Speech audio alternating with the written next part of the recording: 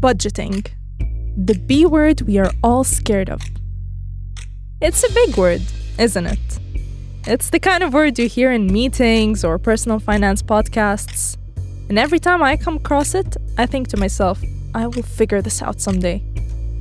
But since I've committed to learning all the essential adulting skills through this podcast series, I've come to realize that it doesn't have to be that complicated. Like most things in life, it just takes a bit of curiosity, a willingness to learn, and some respectable level of control. And for me, I realized that most of my money is spent towards food and clothing. And while that's fine and dandy, because God forbid a girl wants a new outfit, it's time to be conscious about my spending habits.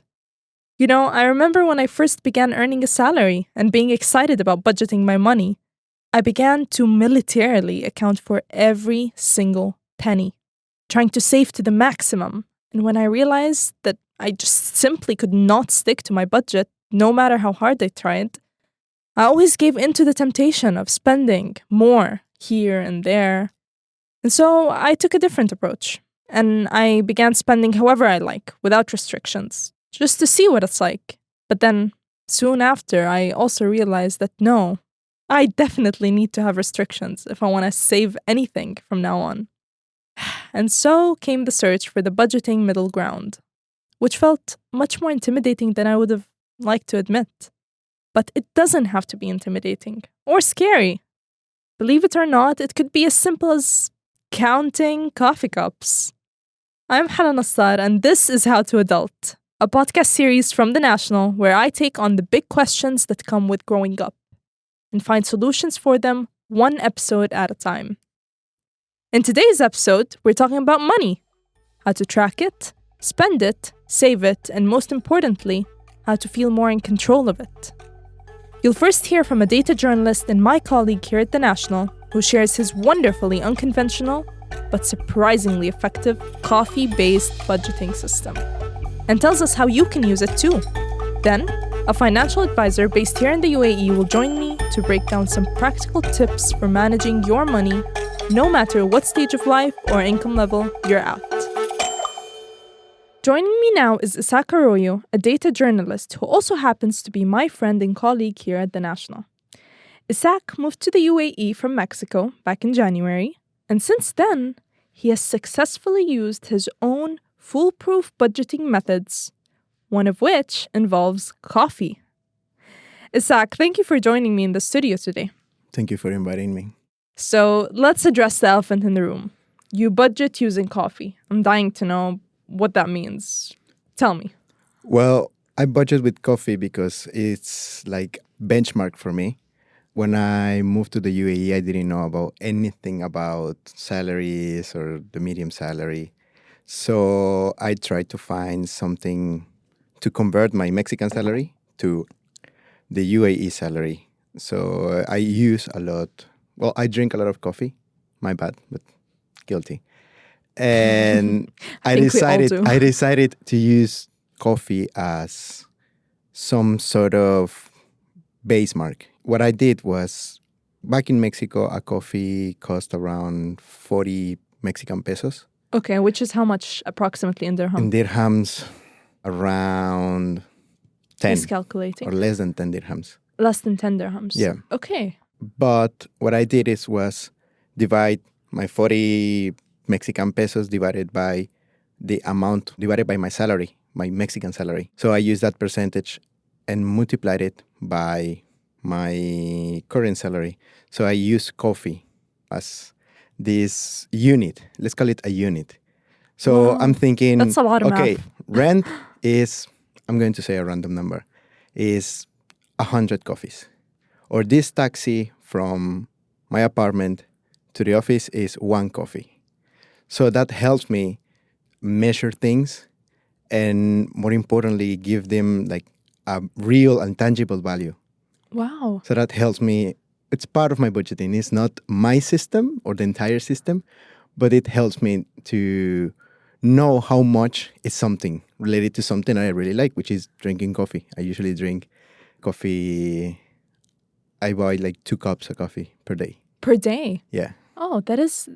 A lot. That is a lot. Say it out loud, don't worry. I know it's a lot. I mean, I have as well at least a cup or two a day, but I don't always buy them. I sometimes make my own coffee. But apart from that, has it worked out for you, the system? Yes, for me, and that's the thing.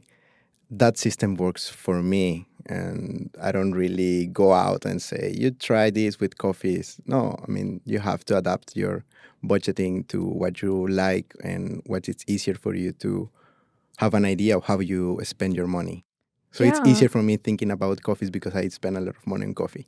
That's really interesting. It's very adaptable to sort of like the thing that you use every day or something that you adapt every day in your daily life to just think about it in terms of money. Yeah. I haven't heard that before, but I like it. But apart from coffee, do you use anything else to budget your money? Yeah, a spreadsheet. Describe it to me. It's a mess. And that's why I don't usually go around and share my spreadsheet because I have to tidy up that. But it's a spreadsheet where I have like little sections. Okay, tell me about them. My section of my monthly income, which is almost constant, which is my salary. And I have another section of, let's put it in like regular expenses, which are... Your fixed expenses. My fixed expenses, thank you. Which are electricity, water, rent, phone, internet. And those fixed expenses, I always have like this section where I know how much it's going to be. Or an approximate. I always overestimate my expenses, especially with electricity or water, rather than underestimate it. Yeah, that's good. So that you don't overspend in your total amount and you just have that in mind as like it could reach that point. Okay, what else? And then I have a column where I almost every day, I haven't done it in a few days, so I have to do it, where I write down all my expenses, even of the day. If I bought 2 cups of coffee, I have to write that down, the date, how much was the coffee, and even the taxi, I always have like a record on the taxis I take and how much were those taxis. So your daily costs. Yeah, my daily cost. Okay. So these are variable though, they change every day. Yeah, and there's this little cell, thanks spreadsheets for having like these formulas where you can combine and take values from different cells. So I have like these cells, which is I call it my real amount of money or the actual money I have to spend on my everyday life. After subtracting my fixed expenses, all my fixed expenses, now I have the amount of money for me, for myself. So I don't have to worry about, I have to pay rent, I have to pay this, I have to pay that, I have to pay for groceries. Your leisure money. Yeah, my leisure money, which is for everything. That money is the amount of money I know I have. I know I can spend like... Throw away. Like, not throw away, but use it freely. Okay. Because also I have, under these fixed expenses, I consider also my savings. And which I have 2 types of savings. Well, 3 types. The first one is I call it the basic saving or saving A, which is 10% of my salary. I don't touch that money unless I want to buy concert tickets or I'm planning for a trip. Those expenses that are huge or that are big, I use that. I have the emergency savings. And so after the month, if I have, 10 dirhams, I don't spend those 10 dirhams. I put it on the emergency savings. And I'm only using it, as the name says, only in emergencies, like health, even family, anything that I can categorize it as an emergency, I use that money. And then I have the throwaway money or I already spend that money, which is also a small amount of the salary. And I use that money whenever I feel like I deserve a treat. Let's call it that way, For example, if I want to go and have a fancy dinner, I consider that the bill like really high, and that bill I can pay it with this. I already spent that money. Oh, you feel like you haven't spent your actual money, so you sort of cut out the guilt from it. Yeah. Nice. Yeah, that's how I use it. Wow. I feel like this kind of spreadsheet would really work out for me. You should share a copy with me, seriously. Yeah. I'm working on that. That's amazing. Maybe we'll share it with all our listeners too. Okay. So, but what is your mindset when it comes to money? How do you feel about money in general? Well, I feel comfortable talking about money, and my dad is an accountant, so I think that helped me a lot when I was growing up. I mean, I'm not saying that I started budgeting when I was 6 years old. That's a lie. But talking about money with my dad, how he sees money or he sees the finances, has helped me to not be afraid of start budgeting or start planning or just talk about it. I don't really mind talk about my finances or how I spend my money. I always tell people I spend my money mostly on coffee and food. Like you can check my spreadsheet.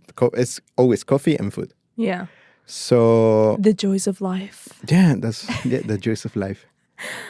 I remember when I was a teenager, I started saving money for certain things, a trip, gifts, concerts, and that helped me budgeting or having this mindset around money is more than a habit. So you start to learn it and have like baby steps on it. That's You important. don't have to rush yourself budgeting the way I budget. I mean, everyone has their own way to do it. Thank you so much for joining me today, Isaac. It's been a pleasure hearing all about the peculiar ways you budget your money, and I can't wait to try it out with you. I think I'll take a go. Let's see how it goes. You're more than welcome. Yeah, this has been fun. Yes. In a capitalist world where money is both the bane of our existence and the thing we desperately want to have, making your own money is such a refreshing feeling. However, this can come with the slight problem of spending it all on arbitrary things that we can never seem to track without the simple, yet never easy concept of budgeting. You see, I often find myself at the end of the month trying to understand where my money was being spent, but with no luck of figuring it out. But this ends today. Joining me now is Mike Coady, the CEO of Skybound Wealth and a financial advisor based in Dubai, who is here to help me and you account for our spending habits and maybe every once in a while save a penny or two. Mike, thank you so much for joining me today. It's a pleasure. Welcome. Great. So tell me, Mike, how important is budgeting? The first thing I'd say is I always talk about things from experience. Having been in Dubai and this part of the world for over 20 years and having worked with so many expats, I see that a lot of people come to the UAE or Dubai for that almost better life. They want to improve their budgets, they want to improve their finances, they want to grow their wealth. But often so many of them get it wrong. And I think there's that illusion that when they come, they've worked out that salary is going to be so much higher than they were on in their home country. There are no taxes. And then, of course, 2, 3, 4, 5 months in, for many expats, almost the penny drops where they realize that perhaps the finances don't go as far as perhaps they thought. And then, of course, the banks call, the banks offer the credit cards, and people can often spiral into this sort of negative debt position and can often find themselves 1, 2, 3 years into their sort of UAE lifestyle, in many respects worse off than where they came. So, yeah, in short, in answer to your question, the budgeting is almost the forefront of what should be on people's agenda when they first arrive. Wow, okay. I mean, speaking from the angle of somebody just new in their career, when you're starting out in your career, it can be difficult to budget for everything, especially if you're earning your own money for the first time or earning just enough to live on. So what are some things to keep in mind in relation to budgeting? I think when people first arrive here, of course, when people arrive here very young, in many respects, if they were in their home country, they may still be living with family or living with parents.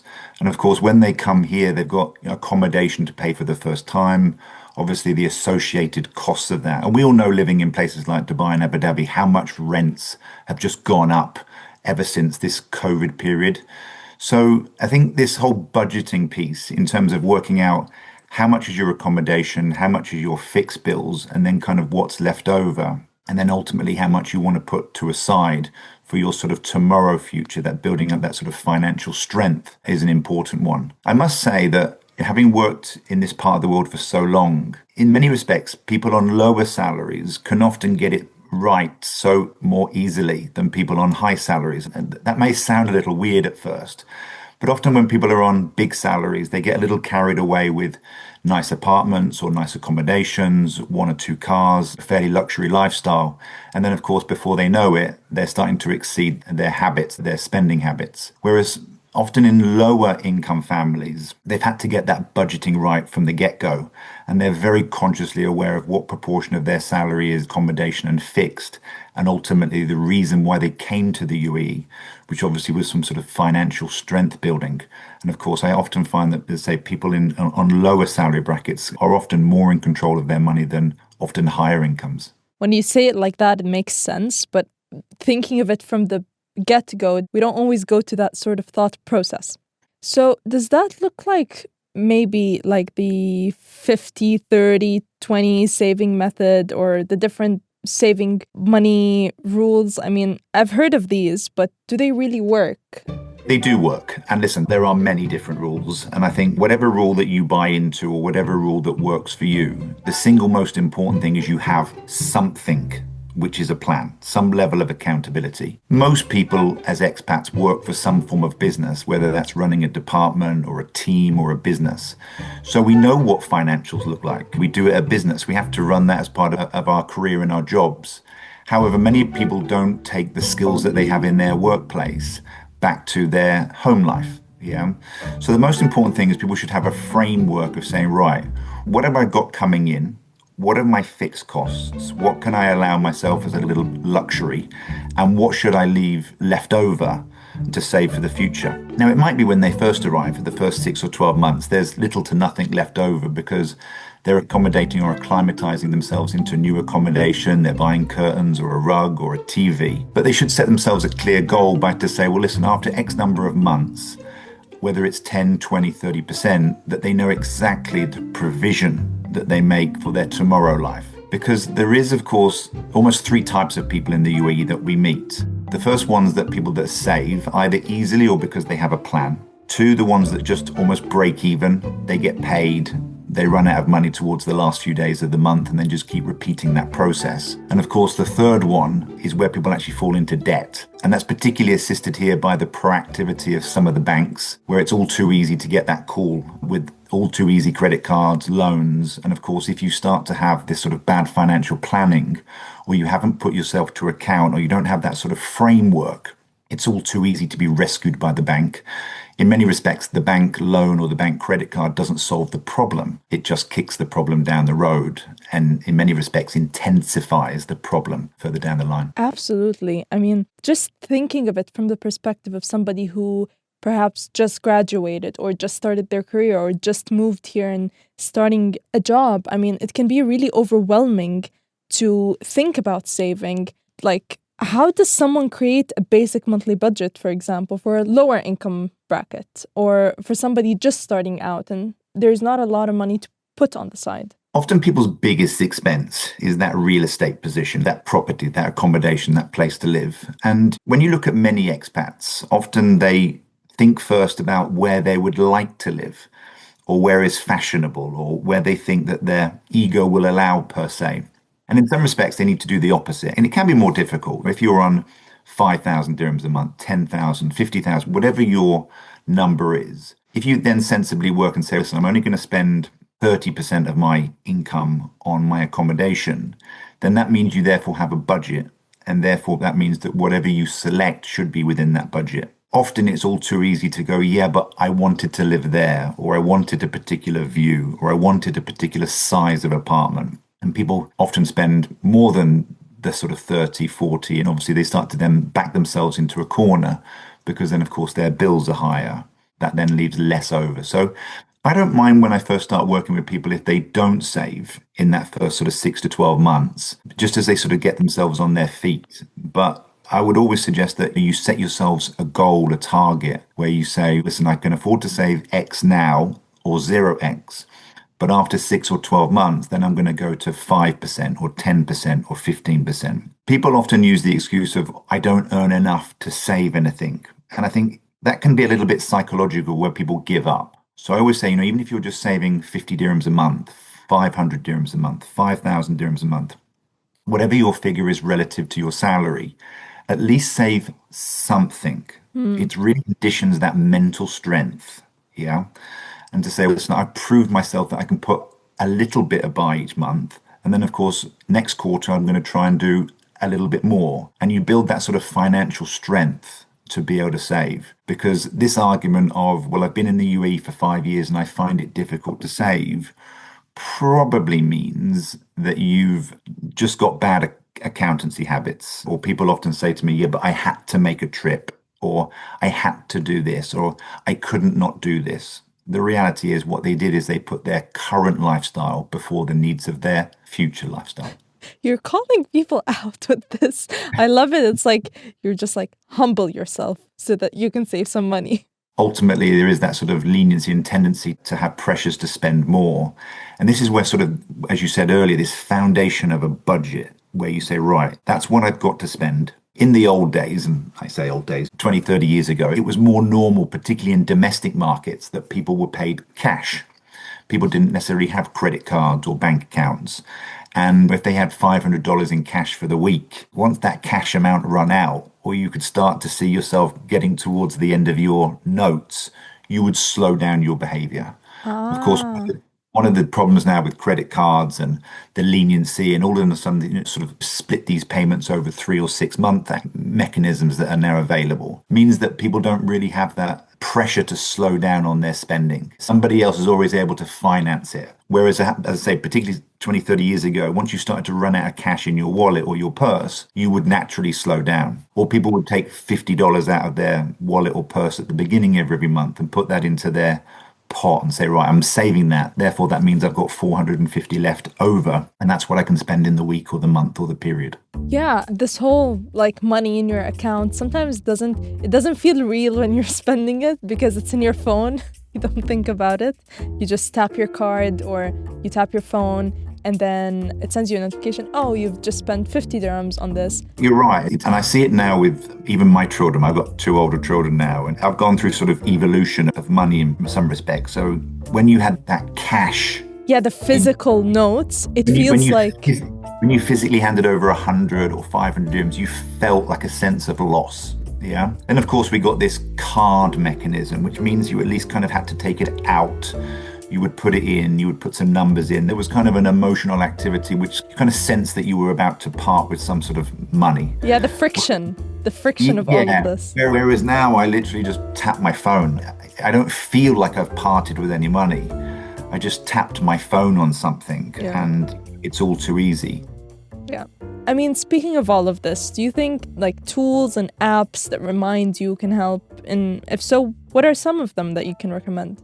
It's not that I would recommend any particular apps or anything. I think that sometimes apps are all a bit of an excuse for behavior. It's like, listen, if I had an app, it'll stop me. And if I have this, it'll stop me. I think the most important thing is just an inner consciousness of to say, right, listen, I've been here 2 years in the UAE now. I'm not saving. I'm living hand to mouth. I'm running up credit cards. I'm not clearing my debts. I'm using credit cards because I sell myself the concept of I get the points and aren't points wonderful. So for me, it comes before the app. It's this consciousness of saying, right, I'm going to sit down. I'm going to have a plan and I'm going to stick to it.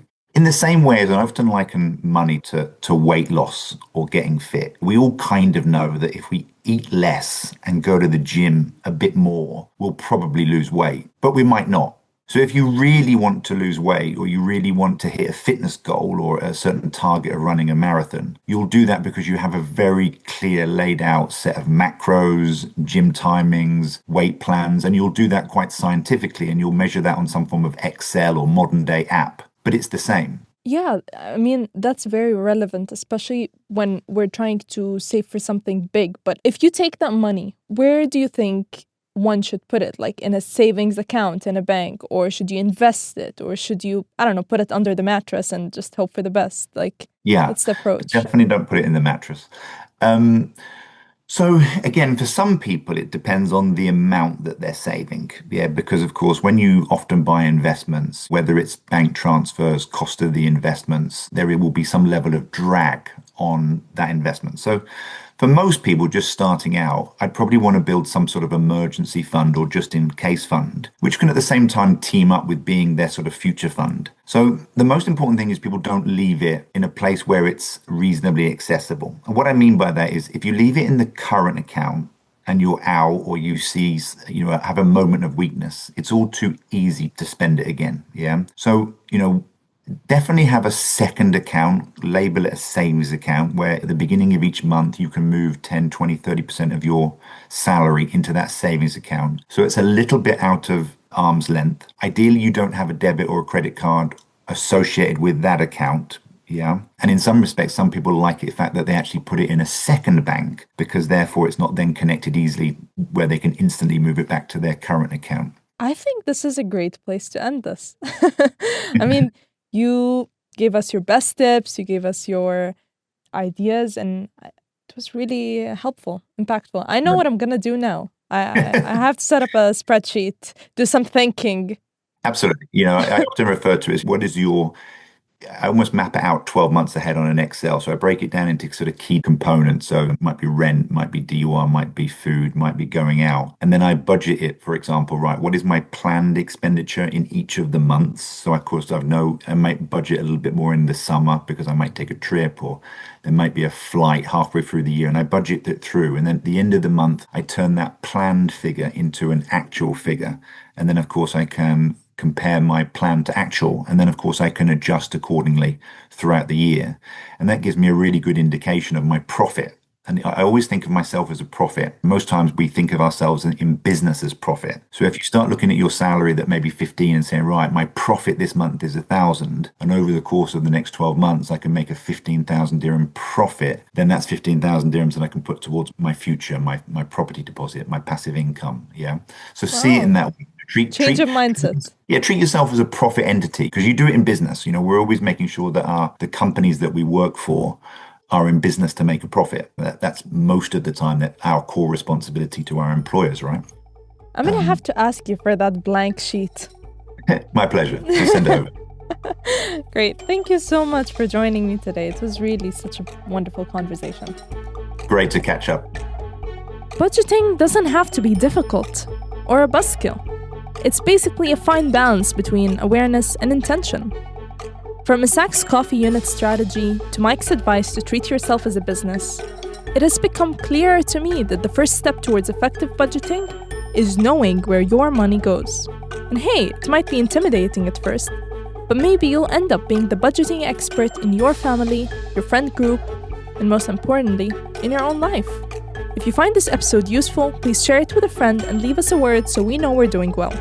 If you're interested in finding a job, do check out the previous episode, where I explored navigating the professional world in this day and age, especially after graduation. Please remember to follow and subscribe to this channel, and get in touch with us at thenationalnews.com on Instagram or at The National News on TikTok, where a video version of this series will be published. Leave us your comments or questions there so we can all learn how to adult together. I'm Hala Nasar, the host and producer of the series. This episode was audio engineered by Arthur Edison, and Dua Farid is our editor. I'll see you next week.